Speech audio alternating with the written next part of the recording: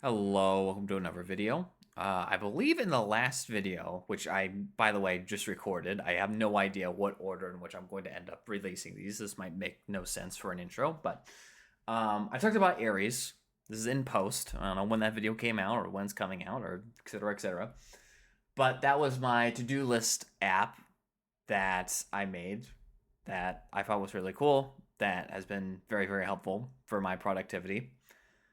But what is a to do list app without a note taking app to be its companion? This is the Teln. This is my custom note taking app. I'm going to say the same exact intro that I did for the to do list video. I have tried every single note taking app under the sun. Many of them are very cool. You know, I love Obsidian. I still use Obsidian for some things, just not note taking. And I decided that I wanted to make my own tool that I knew would be helpful for me. I do want to clarify though what I mean when I say note taking. When I say note taking, I'm talking about like learning stuff very specifically. I'm talking about learning new things. I am not talking about planning for, making a video game, a game design document, doing a piece of writing, planning out something else in your life and taking those and trying to add some sort of structure to it. That's all stuff I still use Obsidian for. And I wouldn't consider that to be note taking. When I think note taking, I think I'm reading a book and I want to take notes on what I've learned in the book. Or I'm at a lecture and I want to take notes on what I learned at a lecture. That's what I think about note taking. So that is the content. When I say it's a note taking app, that is the context in which I'm using. And it's going to be very important because, as you'll very soon see, this has fucking nothing to do with taking notes.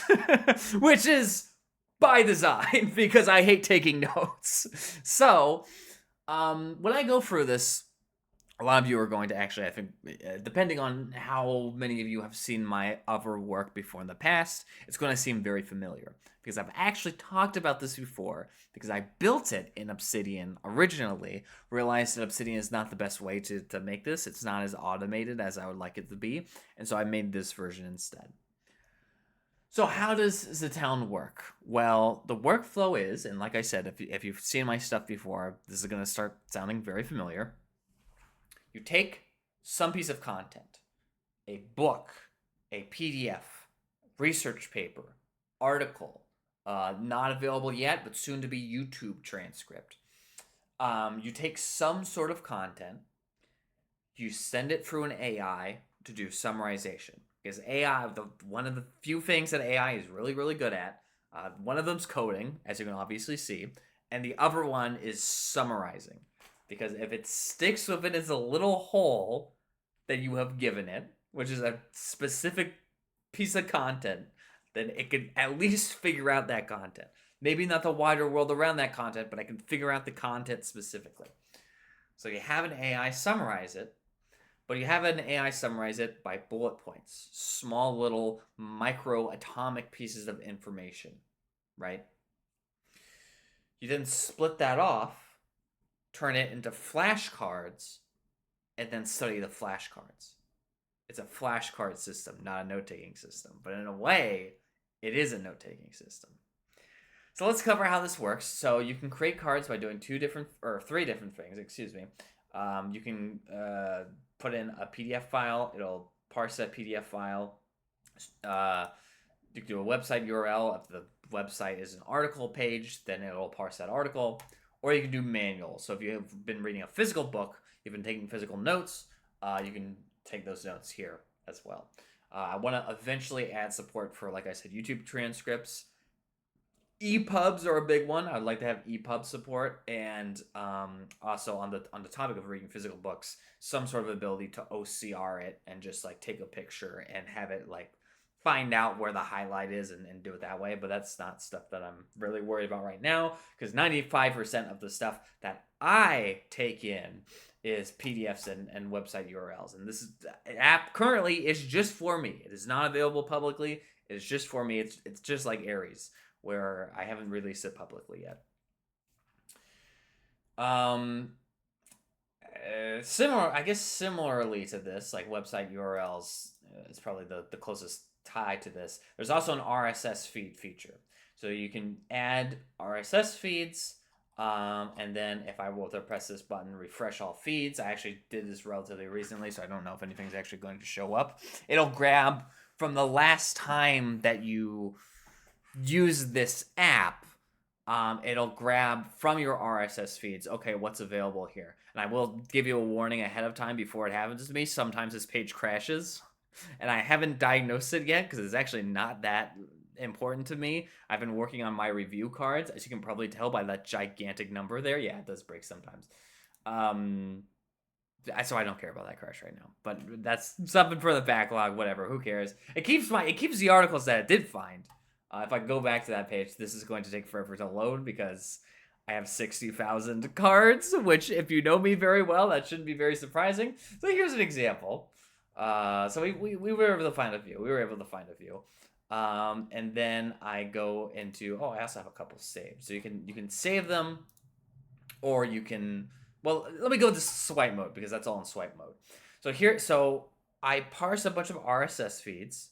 I get a list of articles. I go into swipe mode, and I have three choices. I can delete, I can save for later, or I can parse.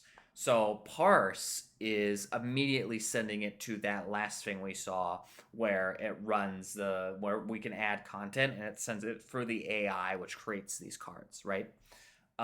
If I can save for later if it's something that's non-article, because sometimes it's just like, if it's hacker news, it might be a show HN landing page, or it might be like an archive website, like the website archive research paper, in which case you will probably want to download the PDF of the research paper first and then parse it for the system. So that's why that save feature is there. But yeah, you can just go through these. I'm actually just going to do this because there's only 4 of them, and 2 of them are the same. So there we go. And then it shows you all done. You reviewed all the available articles for the day. Yippee. 99% of your view is going to be in review, as you can tell by how much review I have left to go. So this is your permanent collection of cards, right? Here, you only have 2 selections. These are the AI summaries. These are the cards that the AI has created for you. So, I get a card here. I get only 2 choices. It's a swipe left or a swipe right. Do I delete it? I don't care about this anymore. Or would I like to keep it permanently, or I guess at least for now, so that I can recall it in the future, because it's using a spaced repetition system. I don't particularly care about this. I already knew that object-oriented programming has these features, so I'm going to delete this, and then it sends me to the next one, and you can guess what probably happens for 60,000 entries. If it's a new card, it goes straight in here.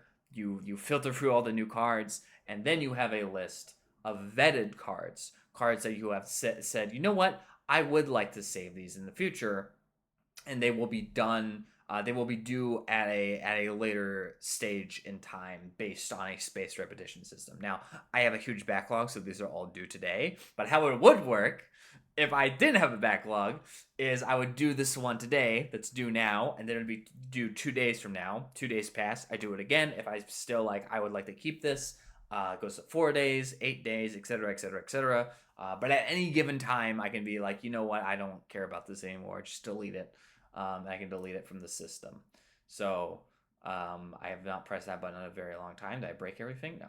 It's just I probably should not be pressing the load more cards button when there's 60,000 entries. That's probably my own L. The 60,000 cards is self-inflicted. You will not, if you use this app, you will not have 60,000 cards. That is absolutely my own doing. I put 200 PDFs into this thing, possibly more. A lot of them textbooks.